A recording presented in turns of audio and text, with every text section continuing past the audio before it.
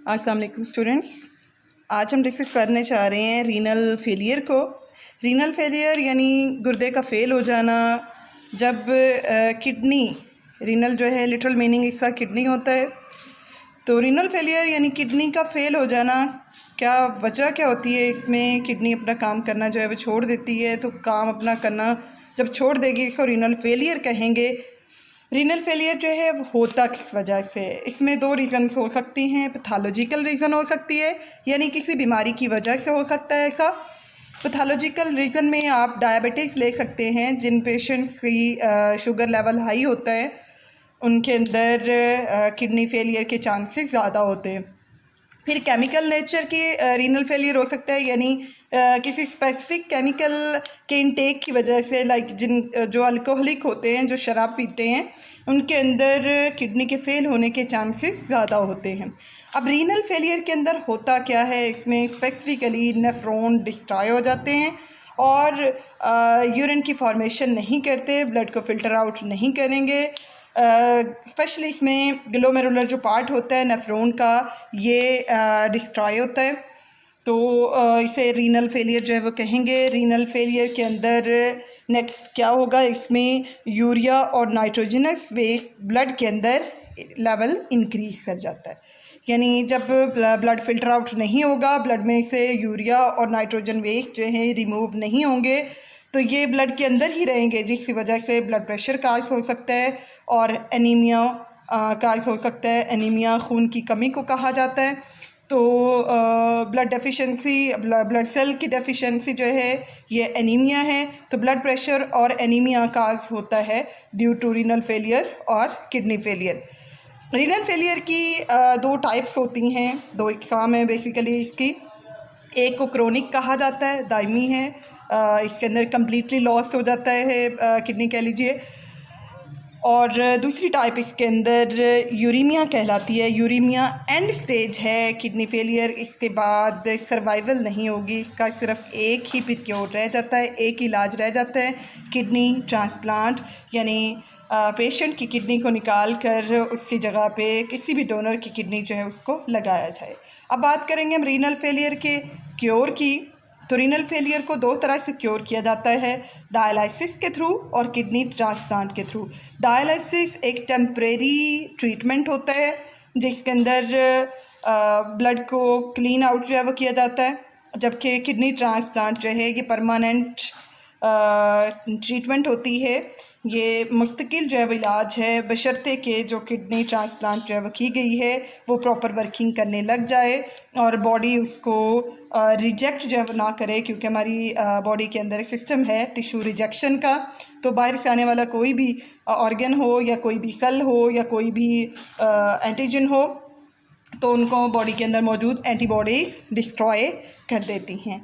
सो ये थी हमारे पास जो है वो क्योर। अब हम बात करेंगे डायलिसिस और डायलिसिस की डिटेल की।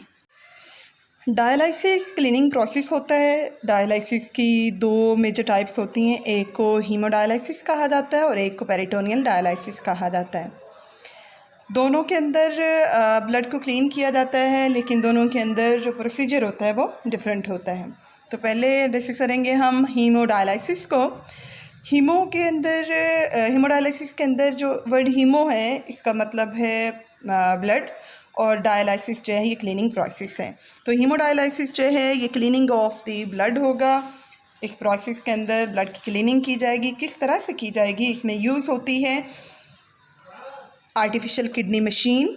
एक मशीन है जिसे आर्टिफिशियल किडनी कहते हैं, क्योंकि ये किडनी के प्रिंसिपल पे ही काम करती है, और इस मशीन को डायलाइज़र कहा जाता है। डायलाइज़र के अंदर दो मेजर जो है ना कह लीजिए कि स्पेसिस होती हैं, जिनको थिन मेम्ब्रेन से सेपरेट आउट किया हुआ होता है, और इसमें यूज़ हो रहा होता है इन स्पेसिस में से एक स्पेस के अंदर डायलाइसिस फ्लूइड होता है और दूसरी स्पेस के अंदर जो है जो ब्लड होता है वो मौजूद होता है। और डायलाइसिस फ्लूइड जो है इसमें ब्लड से डिफ्यूज़ होकर नाइट्रोजन वेस्ट मटेरियल भी और जो एक्स्ट्रा वाटर होगा वो भी डायलिसिस फ्लूइड के अंदर आ जाता है, और इस तरह से जो ब्लड होता है वो क्लीन ऑफ हो जाता है।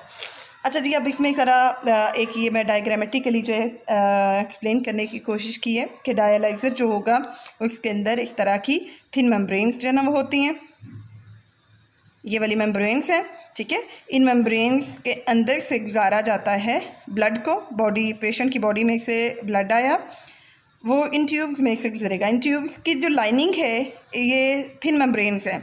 अच्छा जी, इनमें से जब ब्लड गुजरेगा तो मेम्ब्रेन के बाहर तरफ क्या पड़ा हुआ है, डायलाइसिस फ्लूइड जो है वो पड़ा हुआ है। तो ब्लड में से नाइट्रोजन वेस्ट भी और जो एक्स्ट्रा वाटर होगा वो भी कहाँ पे आ जाएगा, डायलाइसिस फ्लूइड के अंदर आ जाएगा। और डायलाइसिस फ्लूइड को यहाँ पे एक और शंट होता है, यहाँ से एक और मतलब जो है इसमें एंट्रेंस के लिए और रिमूवल के लिए डायलाइसिस फ्लूइड को रिप्लेस जो है वो किया जाता है।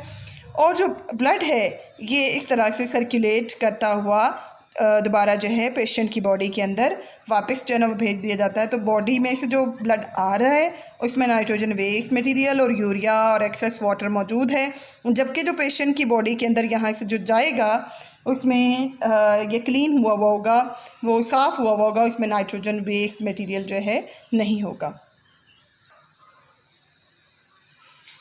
सेकेंड टाइप पेरिटोनियल डायलाइसिस की है। पेरिटोनियल डायलाइसिस का प्रिंसिपल तो बिल्कुल वैसा ही है जैसे कि हीमोडायलाइसिस के अंदर होता है, लेकिन जो डिफरेंस है वो ये है कि यहाँ पे डायलाइज़र मशीन नहीं होगी बल्कि ये बॉडी के अंदर ही प्रोसेस होता है। यानी दोनों के अंदर जो मेजर डिफरेंस है हीमोडायलाइसिस और पेरिटोनियल डायलाइसिस के अंदर, एक तो डायलाइज़र का, पेरिटोनियल डायलाइसिस के अंदर डायलाइज़र यूज़ नहीं होता, हीमोडायलाइसिस के अंदर डायलाइज़र यूज़ होता है। दूसरा डिफरेंस ये है कि पेरिटोनियल डायलाइसिस के अंदर ब्लड बॉडी से बाहर नहीं आता, जबकि अगर हम बात करें हीमोडायलाइसिस की तो इसमें से ब्लड जो है बॉडी से बाहर जो है निकाला जाता है और उसको डायलाइज़र मशीन में से गुजारा जाता है। पेरिटोनियल डायलाइसिस के अंदर जो डायलाइसिस फ्लूइड होगा ये बॉडी के अंदर जाएगा, ब्लड बाहर नहीं आएगा बल्कि डायलाइसिस जो फ्लूइड होगा उसको बॉडी के अंदर जो है वो डाला जाता है। कहाँ पे, बॉडी के अंदर एब्डोमेन में, एब्डोमेन के अंदर, पेट के अंदर जो है एक पेरिटोनियल कैविटी होती है जिसके इर्द गिर्द एक थिन एपिथेलियम होती है, यानी एक बारीक सी उसकी जो है मेम्ब्रेन होती है जिसको पेरिटोनियम जो है वो कहा जाता है। आज ये मक्खी लगता है, सारा लेक्चर जो है आपको साथ ही इंजॉय करवाएगी और खुदा की बंदी जा। अच्छा जी, यहाँ पे पेरिटोनियल जो कैविटी होगी एब्डोमेन के अंदर, उसके ऊपर मेम्ब्रेन जो है थिन एपिथेलियम जो है उसको पेरिटोनियम जो है वो कहते हैं। और पेरिटोनियल जो कैविटी होगी उसको फिल कर दिया जाएगा विद डायलाइसिस फ्लूइड। यानी यहाँ पे डायलाइसिस फ्लूइड कहाँ डाला जा रहा है, पेरिटोनियल कैविटी के अंदर, बॉडी के अंदर जो एब्डोमेन के अंदर जो ये कैविटी है, जो खाली जगह है, इसके अंदर डायलाइसिस फ्लूइड जो है वो डाला जाएगा बाया कैथीटर। कैथीटर एक बारीक सी ट्यूब होती है और अक्सर जो है ये नेक पोर्शन के करीब से जो है कैथीटर जो है वो एंटर करवाया जाता है एब्डोमिनल जो कैविटी है, पेरिटोनियल जो कैविटी है इसके अंदर। और एक्सेस जो वाटर होगा और नाइट्रोजन वेस्ट मटेरियल होंगे वो pass through the peritoneum into dialysis fluid. Peritoneum जो कि थिन एपिथेलियम थी किसकी, पेरिटोनियल कैविटी की। यानी बॉडी के अंदर अगर आप बात जो है वो करें तो यहाँ पे जो है वो क्या है, अगर आप एज्यूम करें कि ये पेरिटोनियल कैविटी है तो इसकी मेम्ब्रेन, इसके ऊपर जो ये एपिथेलियम है इसको क्या बोलते हैं, इसको पेरिटोनियम कहते हैं। तो फ्लूइड कहाँ पे पड़ा हुआ है, डायलाइसिस फ्लूइड पड़ा हुआ है पेरिटोनियल कैविटी के अंदर। पेरिटोनियल कैविटी जो है इसके अंदर पड़ा हुआ है डायलाइसिस फ्लूइड, और जो ये एपिथेलियम है जिसको पेरिटोनियम कहते हैं, इसके इर्द गिर्द, इसकी सराउंडिंग में बहुत सारी मौजूद हैं blood capillaries. So blood capillaries में से डिफ्यूज़ होकर इस मेम्ब्रेन में से, एपिथेलियम में से गुजर कर नाइट्रोजन वेस्ट मटेरियल कहाँ आ रहे हैं, इस डायलाइसिस फ्लूइड के अंदर आ रहे हैं। सो जब ये डायलाइसिस फ्लूइड जो है कम्प्लीटली जो है कह लीजिए कि फिलअप हो जाता है नाइट्रोजन वेस्ट मटेरियल, जितनी इसकी कैपेसिटी है उतना नाइट्रोजन वेस्ट मटेरियल इसमें आ गया, तो उसके बाद जो है इस डायलाइसिस फ्लूइड को बॉडी से उसी कैथीटर के थ्रू बॉडी से बाहर निकाल लिया जाता है, ये पेरिटोनियल कैविटी से निकाल लिया जाता है।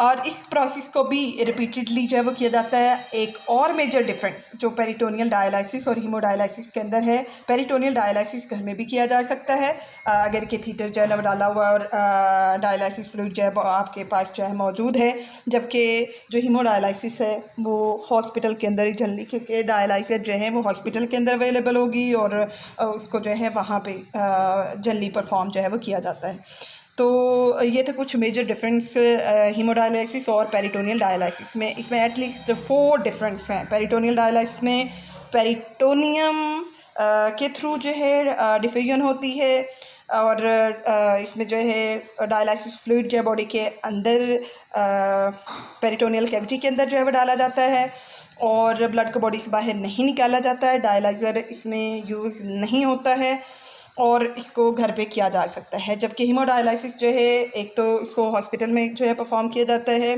ब्लड को बॉडी से बाहर निकालकर डायलाइज़र में से गुजारा जाता है और साफ़ होकर वो वापस जो है पेशेंट की बॉडी के अंदर जो है वो जाता है। और डायलाइसिस जो फ्लूइड होता है हीमोडायलाइसिस के अंदर वो डायलाइज़र में होता है, पेशेंट की बॉडी के अंदर वो नहीं जाता। लेकिन दोनों के अंदर जो प्रिंसिपल है वो सेम है कि नाइट्रोजन वेस्ट मटेरियल को ब्लड से निकल कर जो है वो चला जाएगा डायलाइसिस फ्लूइड के अंदर। एक में डायलाइज़र के अंदर ये प्रोसेस हो रहा है और एक जो है वो डायलाइसिस के अंदर एब्डोमेन के अंदर ये प्रोसेस जो है ये पेशेंट की बॉडी के अंदर ही ये प्रोसेस कंप्लीट जो है वो किया जा रहा होता है। और दोनों ही टेम्परेरी ट्रीटमेंट हैं, इनको दोनों को ही रिपीटेडली जो है परफॉर्म करना पड़ता है जब तक कि एक प्रॉपर जो है डोनर जो है ना मिल जाए, कोई मैचिंग किडनी ना मिल जाए, तब तक इस प्रोसेस को जो है कंटिन्यू जो है करना पड़ता है, मुसलसल इसको करना पड़ता है। हाँ, बात करेंगे यूरीमिया की। इम्पॉर्टेंट ये शॉर्ट क्वेश्चन भी है। Uraemia high degree renal failure को यूरीमिया कहते हैं। इसको एक और नाम भी दिया जाता है एंड स्टेज रीनल डिजीज़। तो जब बहुत ही ज़्यादा यानी किडनी फेलियर जो है ये अपनी एक्सट्रीम पे है, हाई डिग्री की है, जब इसकी एंड स्टेज आ जाए तो तब डायलाइसिस को कंटिन्यूसली करना पड़ता है। मींस ये नहीं है कि हफ्ते में 2-3 बार जैसे कि जो है हीमोडायलाइसिस और पेरिटोनियल डायलाइसिस को रिपीटेडली करना पड़ता है, लेकिन इसको कंटिन्यूसली करना होगा, मुसलसल जो है ना वो करना होगा। अदरवाइज़ इसमें नाइट्रोजन वेस्ट मटीरियल का लेवल बहुत ज़्यादा बढ़ के जो है बहुत डेंजरस जो है वो लेवल इसमें चला जाता है। अब बात करेंगे परमानेंट ट्रीटमेंट की। रीनल फेलियर की परमानेंट जो टेम्परेरी ट्रीटमेंट थी वो थी डायलाइसिस। जो परमानेंट ट्रीटमेंट है ये होती है किडनी ट्रांसप्लांटेशन। इसके अंदर क्या करते हैं, सर्जिकल ट्रांसप्लांटेशन की जाती है ऑफ मैचिंग डोनर किडनी, यानी ऐसा डोनर जो जिसकी किडनी जो है मैच करती हो उसकी किडनी को सर्जिकली ट्रांसप्लांट कर दिया जाता है, लगा दिया जाता है पेशेंट की बॉडी के अंदर। पुरानी किडनी से कनेक्शन काट कर जो डोनर की किडनी होगी, मैचिंग डोनर की, हर एक जो किडनी डोनेट करना चाह रहा है वो किडनी नहीं लगेगी, सिर्फ उसकी किडनी जो है ट्रांसप्लांट हो सकती है जो मैचिंग हो। एग्जैक्टली ब्लड ग्रुप टिश्यू जो है वो अगर सेम टाइप के हैं तो तब इसमें जो है ट्रांसप्लांटेशन के जो है वो सक्सेसफुल हो सकती है। अभी भी इसमें ये होता है कि बॉडी के अंदर टिश्यू रिजेक्शन का फिनोमेना आ सकता है जिससे जो ट्रांसप्लांट की हुई जो किडनी है वो डिस्ट्रॉय भी हो सकती है। बहरहाल ये कि ये एक परमानेंट ट्रीटमेंट इसका यही होगा कि सर्जिकल जो है ट्रांसप्लांटेशन जो है वो की जाए, किडनी की डोनर से लेकर मैचिंग डोनर से लेकर किडनी जो है डोनेट कर दी जाए, ट्रांसप्लांट कर दी जाए पेशेंट की बॉडी के अंदर। तो आज के लिए इतना ही। ये इम्पोर्टेंट जो है वो लॉन्ग क्वेश्चन भी है डायलाइसिस और इसकी टाइप्स, और इसी तरह जो है इसमें बहुत सारे शॉर्ट क्वेश्चन भी बनते हैं like what is renal failure, ये इंपॉर्टेंट शॉर्ट क्वेश्चन है। व्हाट इज़ डायलाइसिस, डायलाइसिस की डेफिनेशन बताएंगे आप इसमें कि इसमें जो है क्लीनिंग प्रोसेस है और इसकी 2 एग्जाम हो सकती हैं, हीमोडायलाइसिस और पेरिटोनियल डायलाइसिस। इसी तरह हीमोडायलाइसिस भी एक शॉर्ट क्वेश्चन है, पेरिटोनियल डायलाइसिस भी एक शॉर्ट क्वेश्चन है। दोनों के अंदर डिफ्रेंशिएशन, हीमोडायलाइसिस पेरिटोनियल डायलाइसिस, मैंने आपको 4 डिफरेंस बताए हैं, तो ये डिफ्रेंशिएशन भी इसमें जो है ना वो आता है। और लास्ट पे जो है वो आ जाता है इसमें यूरीमिया, व्हाट इज़ यूरेमिया और kidney transplantation, what you know about kidney transplantation. ये हैं जी के इम्पोर्टेंट जो है वो शॉर्ट क्वेश्चंस। तो अपना ख्याल रखिए। अल्लाह हाफिज़।